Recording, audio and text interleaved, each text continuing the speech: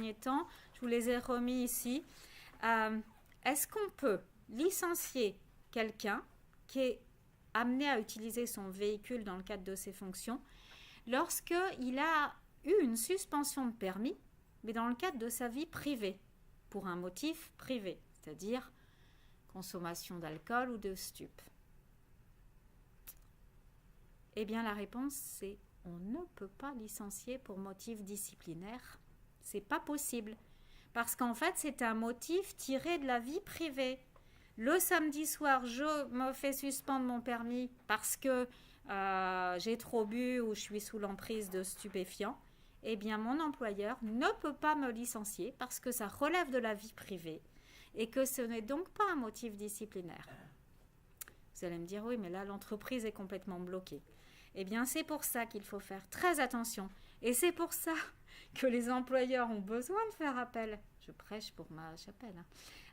On a besoin de faire appel à des juristes. Parce que la subtilité, c'est on ne peut pas licencier pour motif disciplinaire, certes, mais oui, on peut licencier la personne parce qu'elle crée un trouble dans le fonctionnement de l'entreprise. Et là, moi, dernièrement, j'ai licencié un chauffeur qui avait été suspendu pour 6 mois parce que c'était une petite entreprise donc, de transport routier, qu'il y avait 4 ou 5 chauffeurs dans cette entreprise, que pendant 6 mois, on ne pouvait pas occuper le chauffeur à d'autres tâches par définition, et que donc la suspension de son permis créait bien un trouble, et donc je l'ai licencié pour ce motif. Si je l'avais licencié pour motif disciplinaire, le salarié pouvait très bien attaquer l'entreprise et était sûr de gagner. Alors attention aux termes que vous utilisez.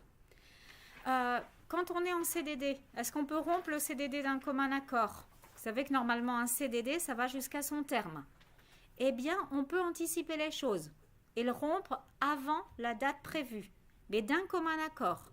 Mais comment on fait dans ces cas-là? La préconisation, c'est de faire un avenant au contrat. Parce que si vous faites un avenant au contrat, eh bien là, vous donnez la possibilité donc de légitimer cette sortie et surtout, vous laissez aux salariés la possibilité de bénéficier du pôle emploi.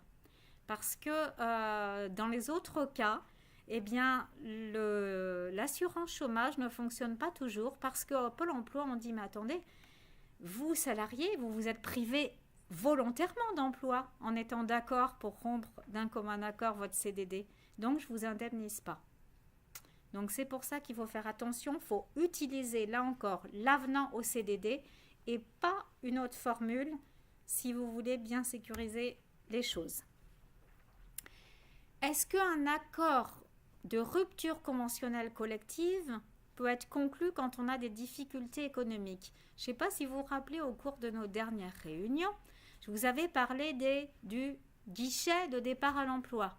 Je supprime des emplois dans mon entreprise parce que j'ai envie de voir partir des personnes qui ne sont plus adaptées à ce que j'ai envie de faire, qui sont plus assez formées, j'ai envie de changer d'activité, etc. Moi, je supprime 10 postes qui est volontaire. Vous savez, c'était, voilà, on peut être candidat pour une rupture conventionnelle. Ce dispositif, il n'avait pas vocation pour échapper aux règles protectrices des licenciements économiques. Vous savez que quand on a des difficultés économiques, qu'on est amené à licencier beaucoup de personnes, eh ben on a l'obligation de se préoccuper du sort de ses salariés et normalement de chercher des mesures de reclassement et de faire un plan de sauvegarde. Et bien donc, à la base, des ruptures conventionnelles collectives, c'était différent. C'était un petit peu en dehors du cadre de difficultés économiques. Et bien là, le tribunal administratif de Cergy-Pontoise est la première juridiction à s'être prononcée sur le sujet. Et elle a décidé qu'on pouvait très bien faire des ruptures conventionnelles collectives, même si on avait des difficultés économiques et que ce n'était pas un souci. Par contre, à la seule condition, c'est que dans notre accord, on dise bien quand même que conformément à la loi, pendant 12 mois, on s'engage à ne pas licencier pour motif économique. Alors concrètement, ça veut dire quoi? Ça veut dire que l'entreprise, en fait, elle va prendre le pari. Elle va dire, moi, je supprime 10 postes qui est volontaire. Si elle trouve 10 postes, 10 volontaires qui s'en vont, très bien, elle va conclure son accord de rupture conventionnelle collective. En revanche, si elle n'a pas 10 volontaires à partir, eh bien, elle ne pourra pas licencié pour motif économique pendant 12 mois les postes qu'elle avait désignés comme étant ouverts à la rupture conventionnelle. Voilà en fait ce que signifie cet arrêt.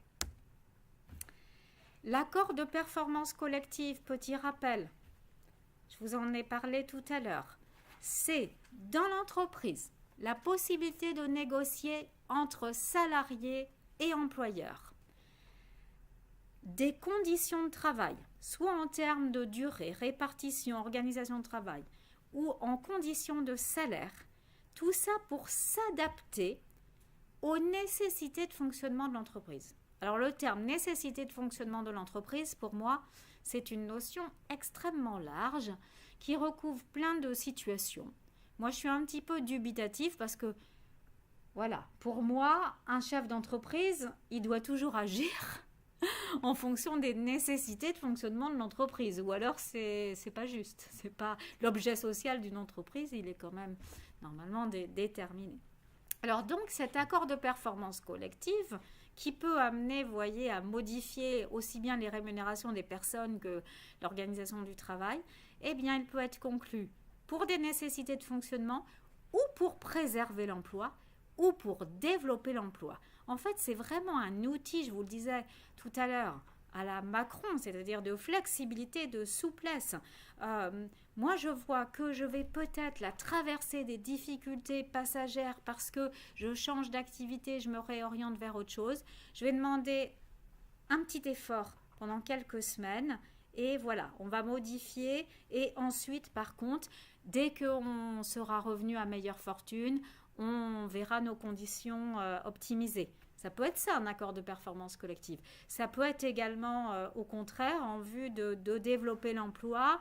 On va, là encore, peut-être faire un petit effort, mais c'est en vue de créer des emplois et ensuite, on va tous en profiter. Vous voyez, c'est s'adapter à sa performance, s'adapter au contexte concurrentiel, au contexte économique, au contexte social. C'est-à-dire qu'on anticipe, c'est ça l'idée. C'est on n'attend pas les choses, on est acteur et même on est même proactif dans l'esprit.